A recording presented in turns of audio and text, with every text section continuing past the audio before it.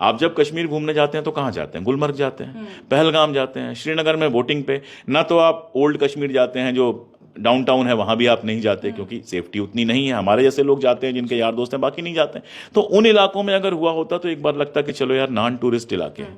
Tourist इलाके तो highly sensitive हैं, हाईली सिक्योरिटी वाले हैं। आप अगर गाड़ी से कश्मीर जाइएगा तो एंट्री करते ही आपको आर्मी दिखनी शुरू हो जाती है, समझ में आ जाता है कि माहौल बदल गया। और वहां एक गोली हमारी तरफ से नहीं चली। कहा जा रहा है नाम पूछा गया, धर्म पूछा गया, यानी कि उनके पास पूरी फुर्सत थी। एक होता है कि आए दंदन दंदन गोली मारे और भाग गए, एक ये कि आराम से वो आपसे धर्म पूछ रहे हैं, किसी का पैंट उतार रहे हैं, किसी को कह रहे हैं कि जाके मोदी को बता देना। उनके पास पूरा टाइम है, वो ये कर रहे हैं। हमारी सिक्योरिटी एजेंसीज कहाँ थी? नमस्कार, द जनता लाइव देख रहे हैं आप और मैं हूं आपके साथ पूजा। और 22 अप्रैल को जो कुछ हुआ पहलगाम में, उसकी तस्वीरें और उसकी वीडियोस अब तक आपने ज़रूर देखी होंगी। सोशल मीडिया पर लगातार उसकी वीडियोस और तस्वीरें वायरल है। लेकिन इस पूरे मामले पर एक अलग तरीके से, जिस तरीके से इसको पेश किया जा रहा है, उस पर बात करना भी बहुत ज़रूरी है। ये आतंकी हमला कोई पहला हमला नहीं है। कश्मीर का आतंकी हमलों से संबंध काफ़ी पुराना है, लेकिन इस बार पर्यटकों पर जिस तरीके से ये हमला हुआ, ये एक नया अध्याय है कश्मीर के पूरे इस किस्से में। और इस पूरे मामले पर, इसके जो दूसरे एंगल की मैं बात कर रही हूँ, जिस तरीके से इसे मजहबी रंग देने की कोशिश की जा रही है, उस पर भी बात करेंगे। और इस पूरे मामले पर हमारे साथ बात करने के लिए अशोक कुमार पांडे जी हैं। इनसे बेहतर कोई शख्स इसलिए नहीं हो सकता क्योंकि इनकी जो किताब आई थी कश्मीरनामा, उसको पढ़ने के बाद आप इतना समझ सकते हैं कि कश्मीरियों के दर्द को, कश्मीरियों के हालात को, उनकी स्थिति को, और इस हादसे के बाद, इस हमले के बाद वहाँ रह रहे कश्मीरियों पे, स्थानीय लोगों की क्या हालत होगी, उन तमाम चीज़ों को इनसे बेहतर कोई नहीं समझ सकता।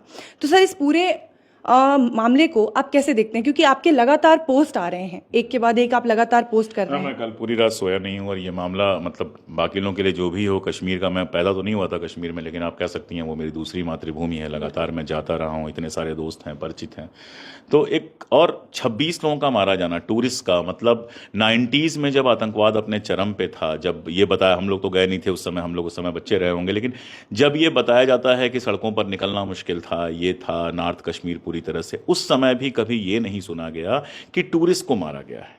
ये कभी होता ही नहीं था। कश्मीर में एक अनरिटन रूल है कि टूरिस्ट को कोई नुकसान नहीं पहुंचाया जाएगा। आप देखिए, बर्फबारी हो जाए, रास्ता बंद हो जाए, अगल बगल के लोग खड़े होकर पानी पिलाना, ये सारा कुछ सिर्फ इसलिए नहीं कि उनका बिजनेस है, उनके कल्चर के अंदर ये है। आप अगर कश्मीर में लगातार जाइएगा, 10-20 ऐसे आपके दोस्त बन जाएंगे जो आपको घर ले जाकर खाना खिलाएंगे। अगर आप कहीं फंस गए हैं तो लोकल लोग तुरंत आपको मदद करेंगे। वो मेहमान नवाजी उनके कल्चर में है और उसको वो बहुत सेलिब्रेट करते हैं।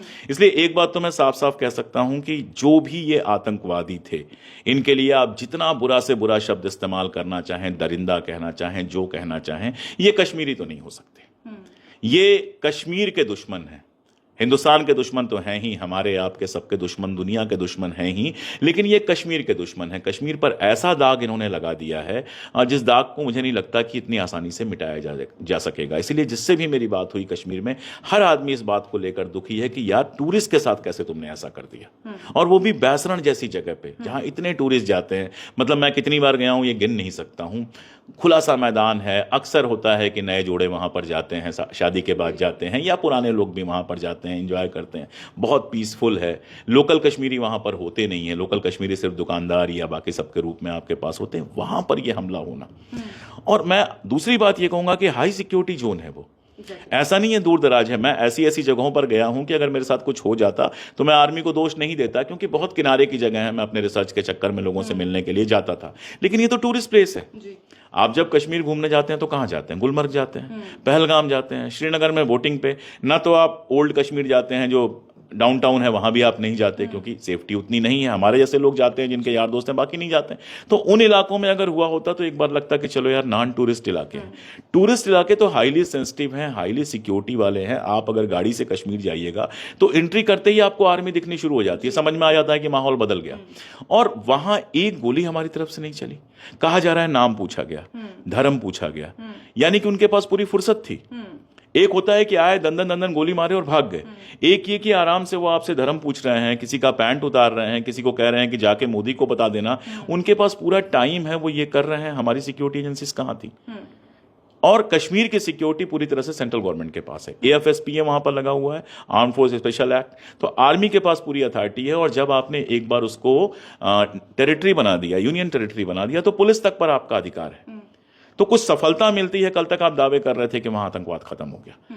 अब अगर मान लीजिए कि विफलता हुई है, तो ये क्वेश्चन अमित शाह जी से क्यों नहीं पूछा जा रहा है? ये क्वेश्चन मोदी जी से क्यों नहीं पूछा जा रहा है? ये क्वेश्चन डोभाल साहब से क्यों नहीं पूछा जा रहा है कि इतनी बड़ी बड़ी बातें आपने की, सिक्योरिटी कहाँ थी? सर, आप अपने पोस्ट के जरिए एक और चीज कही है कि हमें एक फुल टाइम गृह मंत्री की जरूरत है। बिल्कुल, मेरा मानना है कि कश्मीर मामलों के लिए या तो कश्मीर मामलों का आप अलग से मंत्री बनाइए जो कश्मीर को कायदे से जानता हो और जो कश्मीर में जाकर डील करे, लगातार कश्मीर के टच में रहे, या कम से कम ऐसा गृह मंत्री हो जिसको सरकार बनाने, गिराने, चुनाव प्रचार में कम समय देना हो, सारा समय गृह मंत्रालय पे देना हो। आप देखिए ना, मुर्शिदाबाद में हो जाता है, फिर खबर आती है कि बांग्लादेशी घुसे थे।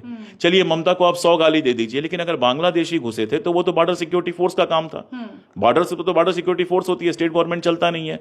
चाइना के साथ हमारे रिश्ते खराब हो रहे हैं, चाइना के साथ लगातार आता है कि यहां घुस गए, वहां घुस गए। कश्मीर में यह पहली घटना तो है नहीं। दो चार लोग मारे जाते हैं तो बात नहीं होती, और मुसलमान अगर मारे जाते हैं तो बिल्कुल बात नहीं होती है। ये बड़ी घटना है, इसलिए इतनी बात हो रही है। तो अगर लगातार ये चीजें हो रही हैं तो ये गृहमंत्री की विफलता है। सर, एक आखिरी सवाल कि एक जो तबका है जो लगातार इसे एक अलग एंगल देने की कोशिश कर रहा है, फॉर एग्जाम्पल मनोज मुंतशिर हैं, उनका एक पुराना ट्वीट है जिसको उन्होंने रीट्वीट करते हुए लिखा है कि जो लोग कहते हैं कि मजहब का कोई धर्म नहीं होता, उन लोगों को अब ये समझ में आएगा आतंकवाद का कोई धर्म नहीं होता। भगवान करे कि अगले जन्म में मैं भेड़िया बनूं और जो लोग ऐसा बोले मैं उनका मुंह नोच लूं। इस तरीके की जो बयानबाजी नहीं पता है कि वो इस जन्म में भी भेड़िया ही हैं। शक्ल सूरत खूबसूरत है, इंसान के तौर पे पैदा हुए हैं, लेकिन है तो वो भेड़िया। अब अगर कोई पलट के सवाल पूछ ले कि ट्रेन के अंदर जिस बंदे ने 4 लोगों का नाम पूछ के मारा था, मुसलमानों को मारा था, उस पर मनोज मुंशिर क्या कह रहे थे? कोई पूछ ले जितनी लिंचिंग होती है, फ्रिज के अंदर मीट चेक किया जाता है, किसी हिंदू के फ्रिज का मीट चेक किया गया? तो ये तो होता है इस देश में। लेकिन मैं दूसरी बात कर रहा हूं और एकदम अलग बात कर रहा हूं मैं। इन्होंने जब धर्म पूछा तो क्यों पूछा? बैसरण घाटी में या किसी भी टूरिस्ट प्लेस पे चले जाओ, शिकारा पे चले जाओ, गुलमर्ग में चले जाओ, सोनमर्ग में, किसी भी ऐसे इलाके में चले जाओ, अगर 100 टूरिस्ट हैं तो उसमें से 95 हिंदू होंगे। ये सब जानते हैं, ये कोई ऐसी नई बात नहीं है। मुस्लिम, इतने टूरिस्ट मुस्लिम नहीं जाते हैं, बल्कि कश्मीरी शिकायत करते हैं कि हिंदुस्तानी मुसलमान जो है कम घूमने आते हैं यहाँ पे। वो जाएंगे तो फिर दरगाह वगैरह पे ज्यादा जाते हैं। तो धर्म पूछने की जरूरत कहां से पड़ गई? अगर वो ऐसे भी गोली चलाते तो 26 की जगह शायद 50 को मार पाते, और धर्म और उसमें से 50 में से कम 45 हिंदू होते, या हो सकता है 50 में से 48 होते। अभी भी एक मुस्लिम फैमिली मारी गई है, साउथ की एक मुस्लिम फैमिली मारी गई है, 2 लोकल मुसलमान मारे गए। धर्म क्यों पूछा उन्होंने? धर्म उन्होंने इसलिए पूछा कि उनकी चाहत थी कि इस मामले को हिंदू मुसलमान की तरह पेश किया जाए। वो जानते थे कि हिंदुस्तान का माहौल ऐसा है कि यह हिंदू मुसलमान की तरह पेश किया जाएगा तो देश भर में इस तरह का तमाशा चलेगा, और जितना हिंदू मुसलमान होगा, हिंदुस्तान जितना कमजोर होगा, बंटवारा होगा पाकिस्तान का, उतना ही फायदा होगा। यानी सीधी सी बात है कि पाकिस्तान में जो उनके हैंडलर बैठे हुए हैं, उन्होंने उनको इंस्ट्रक्ट किया था कि ये चीज करना, हिंदू मुसलमान लेके आना, ताकि मीडिया में मैसेज जाए, उनको मालूम था अंदरूनी कमजोरी का फायदा उठाने की कोशिश कर। और जो मनोज जैसे लोग, इस आदमी का तो मैं नाम भी नहीं लेना चाहता, मूर्ख हैं ये, कश्मीर को जानते नहीं है। कश्मीर पर 10 मिनट मुझसे बैठ के बहस कर ले, मैं बता दूंगा कश्मीर को ये कितना जानते हैं। ये सिर्फ सरकार की दलाली करने के लिए जहां मौका मिला हिंदू मुसलमान करना शुरू कर देते हैं। और खासतौर पे इसकी वो जो फिल्म आई थी जिसके बाद इसकी बहुत बेइज्जती हुई थी, उसके बाद तो बेचारा बहुत ज्यादा कोशिश कर रहा है। लेकिन जो लोग हिंदू मुसलमान कर रहे हैं, मैं बहुत साफ कह रहा हूं कि पाकिस्तान में वो जो हैंडलर बैठा है, जिसने हमारे 26 मासूम लोगों को निर्ममता से मरवाया है, ये उसके एजेंडा पे चल रहे हैं। जी, एक आखिरी सवाल, मोदी जी के नाम सर, ये मोदी जी के नाम जो संदेश दिया जा रहा है कि महिलाओं को छोड़ दिया गया, जब महिलाओं ने कहा कि मेरे पति को मार दिया, बच्चे को मार दिया, तो मुझे भी मार दीजिए, तो उनसे कहा गया कि नहीं, आप जाइए और मोदी को बताइए कि किस तरीके से यहाँ मारा गया है। इसका ये कुछ एंगल समझ नहीं आ रहा। ये वही एंगल है कि ये सीधे सीधे राजसत्ता को हम चुनौती दे रहे हैं। बहुत सीधा एंगल है ये। लेकिन आपके चैनल के माध्यम से मैं मोदी जी को एक संदेश देना चाहूंगा कि ये सबसे शानदार मौका है। जो बुरा टाइम होता है वो अच्छा टाइम भी होता है। 90% से लेकर 95% तक कश्मीरी आतंकवादियों के खिलाफ खड़ा है। हिंदुस्तान का एक एक हिंदू, एक एक मुसलमान आतंकवाद के खिलाफ खड़ा है।